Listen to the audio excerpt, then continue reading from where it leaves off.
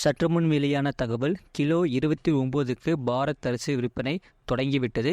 அதை குறித்து தான் பார்க்க போகிறோம். நீங்கள் நம்ம சேனலை சப்ஸ்கிரைப் பண்ணாமல் இருந்தீங்கன்னா மறக்காமல் சப்ஸ்கிரைப் பண்ணிக்கோங்க. வாங்க வீடியோக்குள்ளே போகலாம். அரிசி விலை கடந்த ஓராண்டாக உயர்ந்து வரும் நிலையில் பாரத் அரிசி என்ற பெயரில் மத்திய அரசு அறிவித்த ரூபாய் 29க்கு 1 கிலோ அரிசி விற்பனை செய்யும் திட்டம் செவ்வாய்க்கிழமை முதல் நடைமுறைக்கு வந்தது.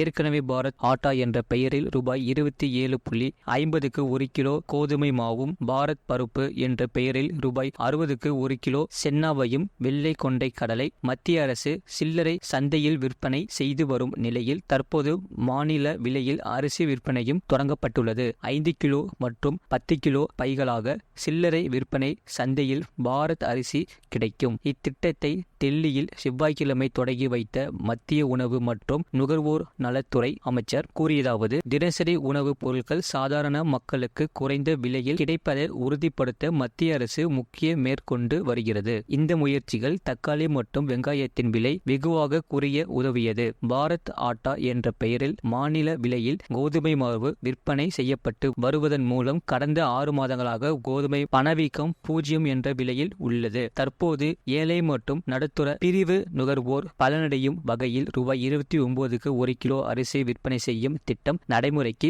கொண்டு வரப்பட்டுள்ளது. இதன் மூலம் அரிசி பணவீக்கமும் விரைவில் 0 என்ற நிலையை எட்டும் என்றார். 100 நடமாடும் விற்பனை நிலையங்கள். இந்த நிகழ்ச்சியின் ஒரு பகுதியாக வேன்கள் மூலம் விற்பனை செய்யும் வகையில் 100 நடமாடும் விற்பனை நிலையங்களை அவர் தொடங்கி வைத்தார். இந்திய தேசிய வேளாண் கூட்டுறவு சந்தைப்படுத்துதல் கூட்டமைப்பு மற்றும் இந்திய தேசிய நுகர்வோர் கூட்டுறவு கூட்டமைப்பு ஆகிய 2 கூட்டுறவு சங்கங்கள் மூலமும் மத்திய அரசு விற்பனை மையங்கள் மூலமும் பாரத் அரிசி செய்யப்பட உள்ளது. இணைய வலைத்தளங்கள் மூலமும் விற்பனை செய்யப்படும். இதுபோன்ற செய்திகளை உடனுக்குடன் அறிந்து கொள்ள மறக்காம சேனலை சப்ஸ்கிரைப் செய்யுங்கள். மற்றவர்களுக்கு தெரியப்படுத்த ஷேர் செய்யுங்கள்.